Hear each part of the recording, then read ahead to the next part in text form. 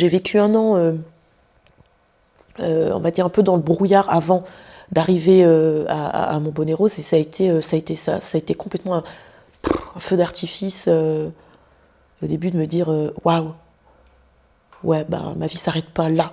En fait, ma vie elle continue, elle va continuer, mais encore en mieux. En fait, ça va être ça, quoi. Donc, je m'appelle Mariama, j'ai 47 ans. J'ai eu un cancer du sein métastasé, hormonodépendant. Alors moi je suis Christophe, le mari de Lilia, et on est mariés depuis 23 ans, depuis 2 jours, voilà. Depuis 2 jours, 23 ans. Et on a 2 enfants qui ont 20 ans et 17 ans. Et donc moi je suis Lilia, la femme de Christophe, et effectivement mariée depuis 23 ans. Et puis en 2020, on m'a diagnostiqué un lymphome d'Hodgkin, donc un cancer du sang. Je m'appelle Marie-Françoise et je vais avoir 67 ans. Je suis maman de 4 enfants, j'étais assistante maternelle, j'adorais mon métier. Bon, après, suite à des opérations du dos, j'ai dû arrêter, j'étais mise en invalidité. Et puis là, la retraite arrive et paf, arrive aussi le cancer malheureusement. Mais bon, on fait avec, il faut vivre avec et ça va aller. Je cherchais des soins support en dehors de l'hôpital. J'arrive et j'ai l'entretien avec Maureen. Donc le premier contact avec Maureen à la maison. Et le fait que ce soit une maison, je me suis sentie déjà apaisée par ça. C'est un lieu de convivialité hors du temps, où on oublie qu'on est malade. On oublie pourquoi on est là. C'est un moment pour nous, pour parler de tout et de rien, en fait. Voilà, pour se détendre, énormément se détendre, pour libérer aussi sa parole. C'est ça, la maison. Ça a été une vraie parenthèse, une vraie bulle d'oxygène, avec en plus ce côté où on ne se sent pas jugé. Elle revenait, elle était prête à repartir au combat. Elle avait des armes et elle était prête à faire ses prochaines chimios. Moi, c'est la seule association où j'ai ressenti vraiment ce côté humain, où vraiment on est accueilli en tant que personne, en tant que femme, et non plus en tant que malade. Maureen m'a raconté son parcours et je me suis sentie vraiment bien parce que quelqu'un enfin qui me comprend. Montbonnet-Rose m'a permis d'ouvrir un champ des possibles incroyable. J'ai fait des choses que jamais j'aurais faites si je n'avais pas rencontré Montbonnet-Rose. Ça m'a apporté la joie de vivre. Ça, c'est très important. La joie de vivre et la spontanéité, des choses que je ne faisais pas avant, que maintenant, sur un coup de tête, je peux faire n'importe quoi. Et je me suis vue évoluer. Là, ça fait 3 ans. J'entame ma 4e année chez Montbonnet-Rose et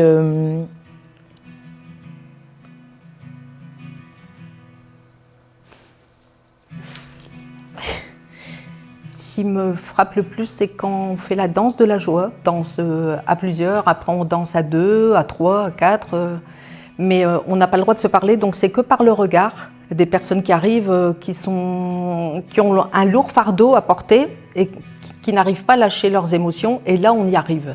Je me rappelle très bien d'une rando sophro que j'avais faite et je venais d'avoir fait ma chimio et j'étais pas bien, mais je suis quand même allée parce que ça me faisait du bien. Et j'avais pas peur qu'il m'arrive quelque chose parce que j'étais entourée en fait. On se voit aussi, on se fait des restos entre nous, on fait des sorties.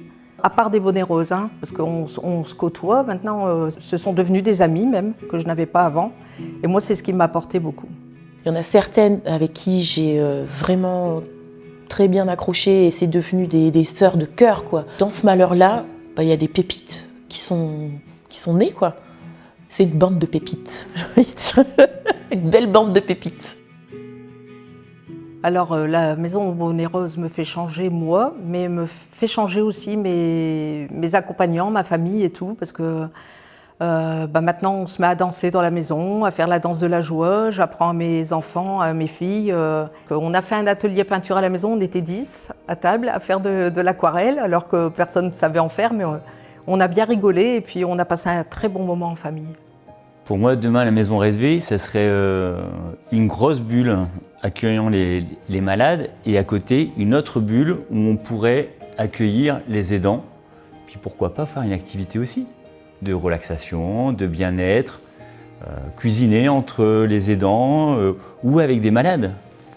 Moi, à mon sens, il faut conserver cet esprit qu'il y a aujourd'hui, parce que voilà, c'est vraiment l'ADN de la maison, Mon Bonnet Rose.